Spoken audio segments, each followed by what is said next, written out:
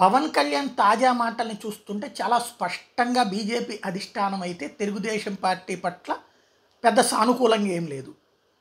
పవన్ కళ్యాణ్ ఒత్తిడో లేదా భారతీయ జనతా పార్టీ రాష్ట్ర నాయకులు కొంతమంది ఎవరైతే తెలుగుదేశం నుంచి బీజేపీలోకి వచ్చారో వాళ్ళ ఒత్తిడి మేరకు మాత్రమే పొత్తు ఒప్పుకోవాలి.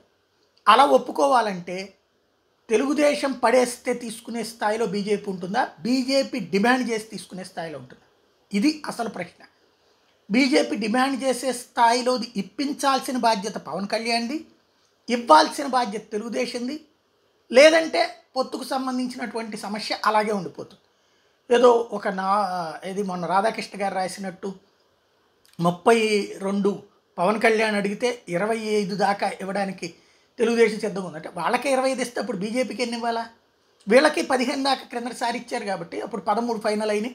2 ఎమ్మెల్సీ ఇస్తామన్నారు. అట్లాగా ఇప్పుడు ఇస్తానంటే ఓకే అవుతుంది. ఇంకోటి ఎంపీ సీట్లు అప్పుడు 5 ఇచ్చారు. ఇప్పుడు 8, 9 అడుగుతారు కదా, ఆ స్థాయిలో ఇస్తుందా తెలుగుదేశం పార్టీ? ఇస్తే అప్పుడు పరిస్థితి ఏంటి చూడాల్సి ఉంది.